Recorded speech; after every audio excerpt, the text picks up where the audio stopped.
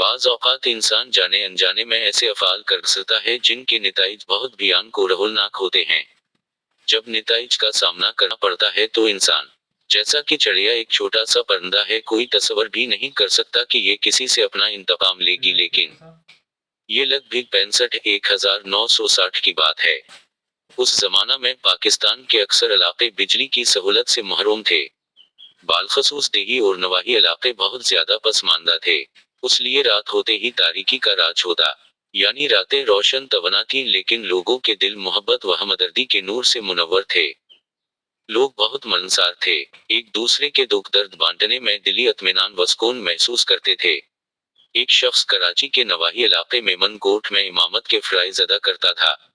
وہ اس علاقے میں بہت خوش تھا۔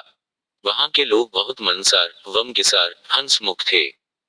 وہاں آب و ہوا بہت تازہ تھی، ارد گرد سبزہ ہی سبزہ تھا۔ خاص طور پر وہ شخص شاعرانہ مزاج ہونے کے ساتھ ساتھ فطرت سے قریب زندگی گزارنے کا دلدادہ تھا۔ شاعرانہ مزاج، پرفضا ماحول اور اس کی طبیعت کی جولانی نے اس کی آنکھوں میں گویا ساون ہی بسا دیا۔ تجھ کو سوچتا ہے ہرا ہی ہرا ساون آنکھوں میں بس گیا ہو، جیسے اس پر مستزاد وہاں خالص دودھ، دیہی مکھن، دیسی انڈے، دیسی گھی، تازہ سبزیاں اور گوشت الغرض خوش خوراکی کے لیے بہت ہی ارزاں قیمت پر بہترین غذا ہر وقت میسر تھی۔ وہاں کی ایک اور خاص بات پرندوں کا گوشت تھا، جو ذرا سی محنت سے بالکل مفت حاصل ہو جاتا۔ ان صاحب کو بھی چڑوں کی یخنی محبوب تھی۔ کبھی کبھی وہ چڑے پکڑتے اور ان کی یخنی سے لطف اندوز ہوتے تھے۔ چڑے پکڑنے کے لیے اسے کوئی خاص محنت نہ کرنی پڑتی، کیونکہ اس شخص کا کمرہ چڑیاں پکڑنے کے لیے نہایت موزوں تھا۔ وہ اپنی دہلیز پر بہت سے دانے گرا دیتا۔ جب چڑیاں دانے چگنے میں مصروف ہوتے تو یہ اچانک دروازہ بند کر دیتا اور اندر جا کر انہیں پکڑ لیتا۔ ایک دن اس نے اسی ترکیب پر عمل کرتے ہوئے بہت ساری چڑیوں کو کمرے کے اندر دھکیل کر کمرہ بند کر دیا۔ ارادہ تھا کہ تھوڑی دیر بعد انہیں ذبح کر کے شام کا بہترین سالن پکایا جائے گا۔ خدا کا کرنا کچھ یوں ہوا کہ وہ دن اس شخص کا کچھ اتنا مصروف گزرا کہ دن بھر اسے چڑیوں کا خیال تک نہ آیا۔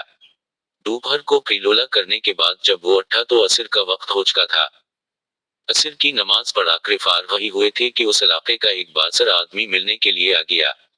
اس سے گفتگو کے دوران مغرب کی نماز کا وقت ہو گیا۔ مغرب کے بعد کسی اور شخص سے ملاقات کرنا پڑی جس نے کھانے کی دعوت بھی دی۔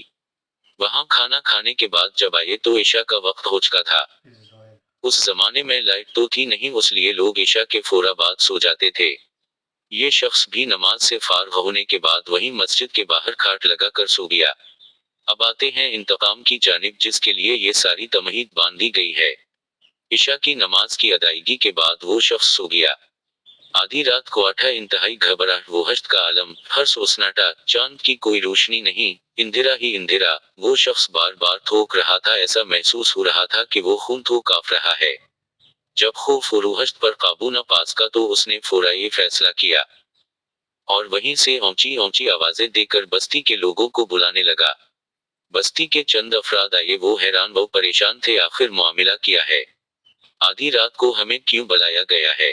امام صاحب نے ان بستی والوں سے کہا، میری طبیعت بہت خراب ہو رہی ہے، مجھے بہت گھبراہٹ ہو رہی ہے، میرے منہ سے خون نکل رہا ہے، میں اس امامت کو جاری نہ رکھ سکوں گا۔ انہوں نے چراغ کی روشنی میں دیکھ کر بتایا کہ وہاں تو خون کا ایک دھبا بھی نہیں ہے، لیکن اس شخص کا مسلسل اصرار تھا کہ یہ خون ہے، اور چراغ کی روشنی میں بھی اسے لگا کہ وہ خون تھوک رہا ہے۔ بستی کے لوگ ایسا پتہ نہ چاہتے تھے کہ وہ اس شخص سے بہت مطمئن تھے۔ وہ ایک متقی اور پرہیزگار شخص تھا۔ دن کے اوقات میں بستی والوں کے بچوں کو ناظرہ اور دوسری تعلیم دیتا تھا۔ جب گاؤں والے کسی طرح نہ مانے تو اس نے کہا، مجھے لگتا ہے کہ مجھ پر ٹی بی کا حملہ ہوا ہے، اور پھر اسی وقت گاؤں والوں سے کچھ اور انتظام کرنے کا کہا۔ گاؤں والوں کے بار بار اصرار کے باوجود اس نے وہاں امامت جاری رکھنے سے منع کر دیا۔ آخر گاؤں والوں کو اس کی بات ماننی پڑی۔ اس شخص کو کچھ سمجھ نہ آ رہا تھا کہ معاملہ کیا ہے۔ وہ جب سونے لگا تھا اس وقت تو بالکل ٹھیک تھا۔ اس کی طبی معلومات کے مطابق اسے لگا کہ وہ ٹی بی کا شکار ہو چکا ہے۔ اس وقت ٹی بی ایک خوفناک اور لاعلاج مرض تھا۔ اگر کسی کو علم ہو جائے کہ اسے ٹی بی ہے تو گویا اسے موت کا پروانہ مل گیا۔ خاص کر کمزور مالی حالت والوں کے لیے یہ واقعی موت کا پروانہ ہی تھا۔ اس شخص کی آواز قبر سے آتی معلوم ہوتی تھی۔ بہرحال جیسے تیسے کر کے صبح ہوئی، اسی بے چینی میں صبح ہوتے ہی اس نے اپنا کمرہ کھولا، اپنا سامان لیا تو وہاں پورے دن کی بھوکی پیاسی بے چین چڑیاں باہر نکلیں، لیکن گرد و پیش سے مکمل بے خبر یہ بے چین شخص سب سے پہلے اسپتال گیا، اپنا چیک اپ کروایا۔ ڈاکٹر نے رپورٹ کے لیے اگلے دن آنے کا کہا، لیکن اس شخص کی بے چینی دور نہ ہوتی تھی۔ اس نے ملتان واپس جانے کا فیصلہ کیا اور وہاں اپنے ایک دوست کو ذمہ داری سونپ کر ملتان چلا گیا۔ وہ شخص اتنا بے چین تھا کہ کراچی سے رپورٹ کا انتظار بھی نہ کر سکا۔ اس نے ملتان پہنچتے ہی سب سے پہلے نشتر ہسپتال سے اپنا دوبارہ چیک اپ کروایا۔ یہاں بھی رپورٹ کے لیے 3 دن کا انتظار کرنا پڑا۔ 3 دن بعد رپورٹ ملی۔ اسے ڈاکٹر نے بتایا کہ وہ 100% صحیح ہے، ٹی بی کے کوئی آثار نہ تھے۔ 1-2 دن بعد کراچی سے بھی رپورٹ آ گئی کہ وہ بالکل صحیح ہے۔ لیکن یہ پھر ایسا کیا ہوا کہ وہ گھبراہٹ، پریشانی، آخر ان کے ذہن میں یہ بات آئی کہ چڑیوں کا انتقام۔ وہ خیال ذہن میں چپک گیا کہ تم نے شدید گرمی میں چڑیوں کو پورا دن بھوکا پیاسا رکھا، جس کی بنا پر تمہارے حواس پر بھی ٹی بی کا بھوت سوار کر دیا گیا۔ اور فورا یہ حدیث مبارکہ ذہن میں آئی جس میں ایک بلی کو تکلیف دینے کی وجہ سے ایک عورت کے جہنم میں جانے کا ذکر تھا۔ صحیح مسلم کی ایک روایت کچھ یوں ہے کہ حضرت عبداللہ بن عمر رضی اللہ عنہما سے روایت ہے کہ رسول اکرم نے فرمایا، ایک عورت کو بلی کی وجہ سے عذاب ہوا۔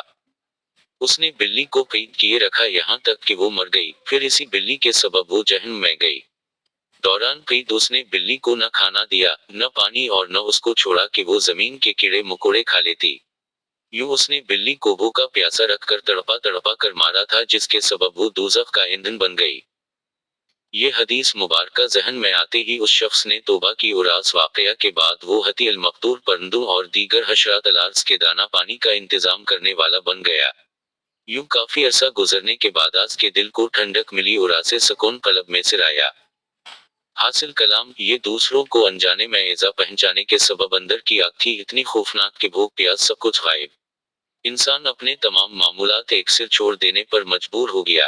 حالانکہ یہ حادثہ اس شخص کے بھولنے کی وجہ سے پیش آیا تھا، لیکن دنیا میں بعض انسان تو جانتے بوجھتے دوسروں کو تکلیف دیتے ہیں اور ان کی تکلیف پر خوش ہوتے ہیں۔ ان کا انجام کیا ہوگا؟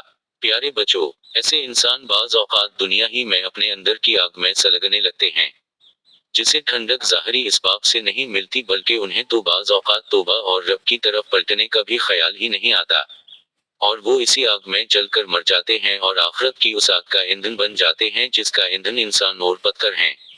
اللہ تعالی ہمیں اپنی حفظ و امان وافیت میں رکھے، نہ ہم کسی پر ظلم کرے اور نہ ہم پر ظلم ہو۔ آمین۔